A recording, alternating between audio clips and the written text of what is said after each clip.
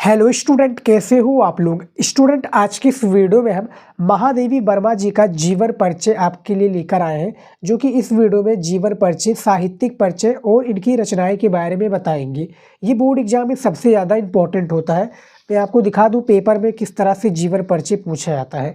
यहाँ पर देखिए स्टूडेंट, निम्नलिखित में से किसी एक कवि का जीवन परिचय देते हुए उनकी कृतियों यानी रचनाओं का उल्लेख कीजिए। सबसे पहले पे है जयशंकर प्रसाद जी, दूसरे पे है महादेवी वर्मा जी, तीसरे पे है भारतेंदु हरीशचंद्र जी। तो आज के इस वीडियो में हम महादेवी वर्मा जी का जीवन परिचय के बारे में बताएंगे, इनके जीवन परिचय और इनकी सारी चीज़ों के बारे में बताएंगे। 5 नंबर का एक जीवन परिचय होता है।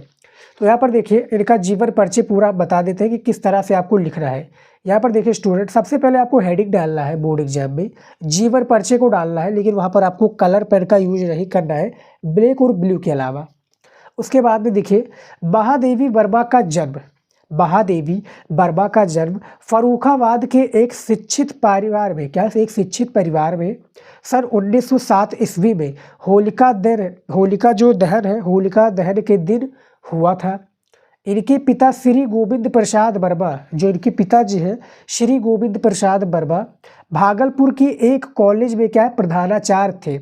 इनकी माता हेमरानी, जो परम विदुषी धार्मिक महिला है, यानी एक प्रकार से पूजा पाठ करती थी, गीता पढ़ती थी, रामायण पढ़ती थी। तो हेमरानी जो है परम विदुषी धार्मिक महिला थी, एवं नाना जो है ब्रजभाषा के एक अच्छे कवि थे। महादेवी जी पर इन सभी का एक प्रकार से पूर्ण प्रभाव पड़ा। इनका विवाह 9 वर्ष की अल्प आयु में ही हो गया था। किसका? जो महादेवी वर्मा जी का विवाह है, एक डॉक्टर थे इनके पति। इनके डॉक्टर जो पति है 9 वर्ष की अल्प आयु में इनका जो है महादेवी वर्मा जी का विवाह हो गया था। और कुछ समय तक जो है इन्होंने चांद पत्रिका की संपादिका भी रही। 11 सितंबर 1987 को 87 ईस्वी को इस महान लेखिका का क्या हो गया? स्वर्गवास हो गया, यानी इनकी मृत्यु हो गई। अब देखिए स्टूडेंट, काफ़ी स्टूडेंट सोच रहे होंगे कि यहाँ पर हमने जो है ब्लैक पेन का यूज क्यों किया है, कब मतलब जो इंपॉर्टेंट हमें लगा है। तो यहाँ पर देखिए स्टूडेंट, जो हमें इंपॉर्टेंट पॉइंट लगा है, जैसे कि इनका जन्म हुआ था, कहाँ पर हुआ था? फर्रुखाबाद में हुआ था। किस सन में हुआ था? 1907 में। तो हमने जो भी मुझे पॉइंट लगा इंपॉर्टेंट की हाईलाइट करने के लायक है, तो हमने उसको हाईलाइट ब्लैक पेन से कर दिया है। इनके पिता का नाम श्री गोविंद प्रसाद वर्मा था। इनकी माता का नाम हेमरानी थी। उसके बाद में इनकी जो मृत्यु हुई, इसको भी हमने हाईलाइट कर दिया। और इन्होंने जो चांद पत्रिका का संपादन किया था, इसको भी हमने हाईलाइट कर दिया है। तो ये सारी चीज़ें जो स्टूडेंट इंपॉर्टेंट है, इसको हमें हाईलाइट कर दे रहा है। स्टूडेंट मैं बता दूं, एग्जामिनर जो होता है आपका पूरा जीवन परिचय नहीं पढ़ता है, यानी जो महादेवी वर्मा जी का जीवन परिचय नहीं पढ़ेगा, वो इंपॉर्टेंट की पॉइंट देखेगा कि इंपॉर्टेंट की पॉइंट क्या है, उसी के अनुसार देखेगा। हाँ भैया ठीक है, ये इन्होंने सही लिखा है, जीवन परिचय, जन्म स्थान, इनके माता पिता का नाम, ये सारी चीज़ें सही है, 5 नंबर देकर वो आगे बढ़ जाएगा। तो इसी के लायक हम जो है जीवन परिचय लिखते हैं। तो आप भी ऐसे बोर्ड एग्जाम में जीवन परिचय लिखिएगा। और आप लोग सोच रहे होंगे कि जो जीवन परिचय कितना छोटा है, तो इतने में ही आपको जीवन परिचय लिखना है, क्योंकि हमें 80 शब्दों में एक जीवन परिचय का आंसर देना होता है। 80 शब्दों में आपको एक जीवन परिचय लिखना है। तो उसके लिए जो क्या होता है, एक प्रकार से आपका उसका शब्द सीमा होता है 80 शब्दों में। तो जब आप जीवन परिचय को 80 शब्दों में लिख देंगे तो आपको वहाँ पर मिलेगा क्या? अब देखिए साहित्यिक परिचय भी एक प्रकार से हमें बहुत ही ज़्यादा इंपॉर्टेंट है। साहित्यिक परिचय भी आपको बोर्ड एग्जाम में लिखना पड़ेगा। तो यहाँ पर देखिए साहित्यिक परिचय में श्रीमती महादेवी वर्मा का मुख्य रचना, जो श्रीमती महादेवी वर्मा जी है, साहित्यिक परिचय भी हमें लिखना पड़ेगा इनका। यहाँ पर देखिए श्रीमती महादेवी वर्मा का मुख्य रचना क्षेत्र काव्य है। इनकी काव्य में वेदना की प्रधानता, ये देखिए इसको भी हमने ब्लैक पेन से हाईलाइट कर दिया है। क्या है? इनके काव्य में वेदना की प्रधानता है। काव्य के अतिरिक्त इनकी क्या है? काव्य के अतिरिक्त इनकी बहुत